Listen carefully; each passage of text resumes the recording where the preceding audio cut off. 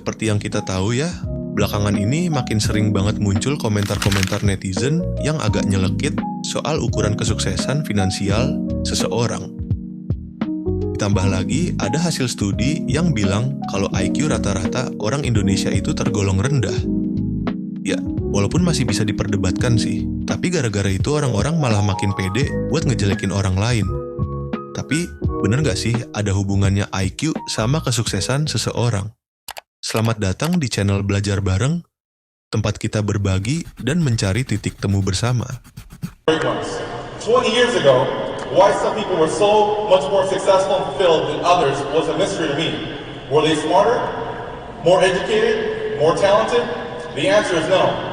Well, I've come across a genius or two over the years, but 99% of the time, the answer is much simpler. The great ones become great because they are more mentally tough. Are there any mentally tough people in this room? Siapa sih yang gak kenal sama nama ini? Om-om yang sering banget nongol di buku pelajaran kita waktu SMP. Salah satu ilmuwan paling berpengaruh sepanjang sejarah. Karyanya udah pasti kalian kenal, hukum gravitasi, kalkulus, hukum gerak Newton, dan semua itu masih dipakai sampai sekarang. Kecerdasan beliau udah gak perlu dipertanyakan lagi. Tapi ya, sepintar-pintarnya Newton, ternyata dia juga pernah bikin keputusan konyol yang sebenarnya sering juga kita lakuin. Tanganmu. Akan kuatasi. Patrick, kau membuat keputusan yang sangat buruk. Tidak boleh mengkritik. Aku yang memimpin. Balik ke tahun 1720. Waktu itu ada perusahaan paling hot bernama South Sea Company. Mereka punya monopoli dagang di Amerika Selatan, jadi banyak yang mikir perusahaan ini bakal jadi the next VOC. Nah, Newton yang waktu itu udah jadi ilmuwan terkenal sekaligus Master of Mint, setara kayak Menteri Keuangan kalau sekarang, mulai tertarik ikutan investasi. Dia beli saham South Sea waktu harganya masih murah. Dan bener aja, sahamnya langsung meroket gila-gilaan. Newton pun untung besar sekitar 7.000 pound sterling. Kalau dikonversi ke rupiah, sekarang nilainya kira-kira 190 miliar.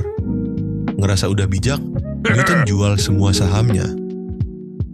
Tapi ternyata setelah itu saham South Sea masih terus naik, bahkan lebih tinggi dari harga saat Newton jual. Lihat orang-orang di sekitarnya makin kaya, Newton jadi kepancing lagi. Akhirnya dia masuk lagi beli sahamnya. Dan disinilah bencana dimulai. Tak lama kemudian, South Sea Bubble pecah. Harga sahamnya jatuh parah. Newton yang tadinya untung 7.000 pound sterling, malah rugi 20.000 pound sterling. Kalau sekarang nilainya sekitar 570 miliar. Seandainya dia nggak FOMO, mungkin ceritanya bakal beda. Tapi ya begitulah. Bahkan orang sekelas Isaac Newton pun nggak lepas dari yang namanya FOMO. Sampai akhirnya Newton bilang, aku bisa menghitung benda di langit, tapi aku nggak bisa menghitung kegilaan manusia. Sekarang kita pindah ke cerita lain. Menurut kalian, profesi apa sih yang bisa bikin orang kaya? Dokter, insinyur, atau mungkin pegawai negeri sipil?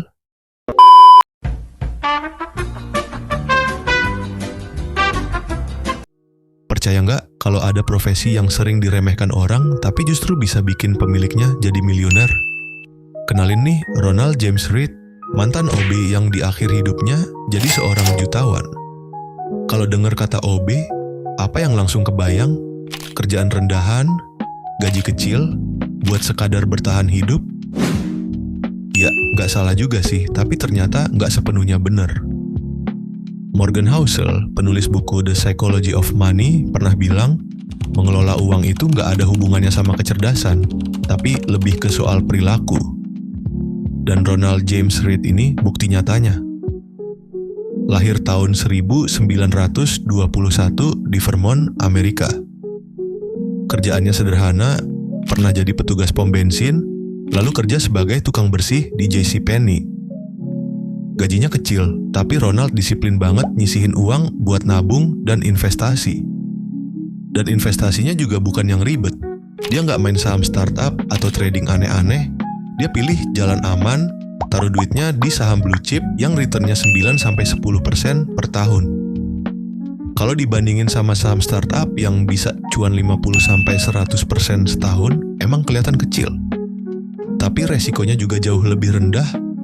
Dan yang namanya saham blue chip, kamu nggak perlu jadi jenius kayak Newton atau rajin analisis kayak Warren Buffett buat bisa masuk. Rahasianya ada di compounding.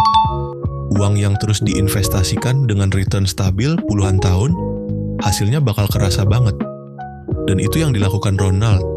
Entah karena dia sadar keterbatasan dirinya atau karena nggak ada waktu, intinya dia konsisten di jalur yang aman. Akhirnya, tahun 2014 Ronald meninggal. Dari jutaan orang Amerika yang meninggal tahun itu, cuma sekitar 4.000-an orang yang ninggalin harta di atas 8 juta dolar. Dan Ronald James Reed, si mantan OB, ada di daftar itu. Jadi apa pelajaran dari dua cerita ini? Satu orang dengan kecerdasan luar biasa malah bangkrut gara-gara FOMO. Satu lagi, dengan disiplin sederhana, justru bisa jadi miliuner. Makanya, jangan gampang ngejudge keuangan orang lain. Kita nggak pernah tahu apa yang mereka hadapi. Banyak orang yang udah pinter, udah ngatur uang dengan bener, tapi tetap aja kesulitan finansial. Generasi sandwich contohnya, yang ironisnya lebih dari setengah orang Indonesia usia produktif masuk ke dalamnya. Bayangin aja, gaji UMR yang harusnya cukup buat diri sendiri, malah dipakai buat nafkahin satu keluarga. Itu baru satu contoh. Masih banyak lagi masalah kompleks lain yang bikin finansial orang berat. Jadi daripada ngejudge orang, mending kalau ada teman kita bikin keputusan finansial yang salah, ya kita nasihati aja. Itu lebih berguna bagi mereka. SpongeBob, aku senang kau belajar. Pemujaan yang berlebihan tidak sehat. Ayo Jeffrey. Itu aja sih. Terima kasih sudah nonton, jangan lupa like dan subscribe.